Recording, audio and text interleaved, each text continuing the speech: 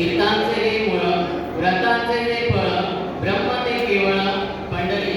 तुकाराम महाराज सांगतायत की सर्व तीर्थांचं मूळ सर्व व्रतांचं फळ आणि हे ब्रह्मांड कुठे आहे तर त्या पांडुरंगाच्या चरणाशी आहे.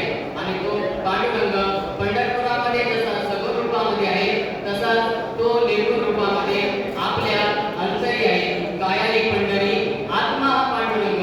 तुकाराम महाराज सांगतायत की या अंतरी असलेल्या पांडुरंगाची जर आपल्याला ओळख घ्यायची असेल तर आपण सद्गुरूंना शरण गेलं पाहिजे, संतांना शरण गेलं पाहिजे. पुढे तुकाराम महाराज सांगतायत तीर्थांचं हे मूळ म्हणजे तुकाराम महाराज काय सांगतायत की अनेक तीर्थांच्या स्थळी आपण स्नान केलं असेल तर हा देह निर्मळ होईल, ही काया निर्मळ होईल, पण हे मन निर्मळ होणार नाही. मग या मनाला निर्मळ होण्यासाठी काय करावं लागेल तर नामाची आंघोळ घातली पाहिजे, सत्संगाची आंघोळ घातली पाहिजे, सद्गुरूंच्या मुखातून निघालेल्या आध्यात्मिक निरूपणाची आंघोळ घातली पाहिजे, भजन आणि कीर्तनाची आंघोळ घातली पाहिजे.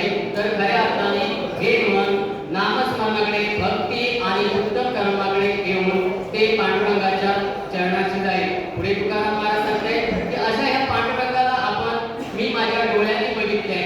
तर तुकाराम महाराज सांगतायत की तू परब्रह्म आपल्याला जन्मदृष्टीने नव्हे तर तो आपल्याला ज्ञान दृष्टीने दिसेल. आणि ही ज्ञान दृष्टी कोण दे तर आपल्याला सद्गुरू देते आणि संत परंपरा देते, त्यांना आपण शरण गेलं पाहिजे. तुकाराम महाराज सांगतायत की तो पांडुरंग कसा आहे तो सगुण पण आहे आणि तो निर्गुण पण आहे.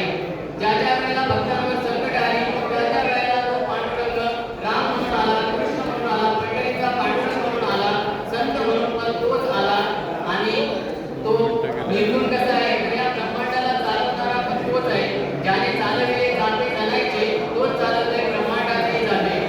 तुकाराम महाराज सांगते की या असल्या अशा या परब्रह्माला त्याची आपण ओळख घेतली पाहिजे. निर्गुण हे नरदेव आणि हे नरदेव साधन केलं पाहिजे. दुर्लभेश्वरी आणि दुर्लभ हा नरदेव प्राप्त झालाय तो आपण सार्थक केला पाहिजे आणि या पांडुरंगाची भक्ती केली पाहिजे.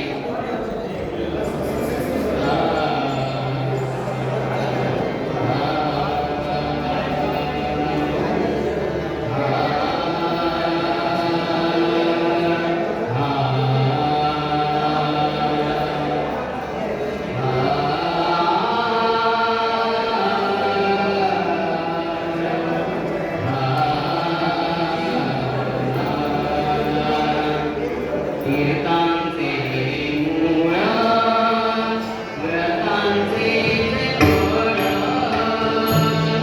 तीर्थांचे हे मूळ व्रतांचे हे फळ.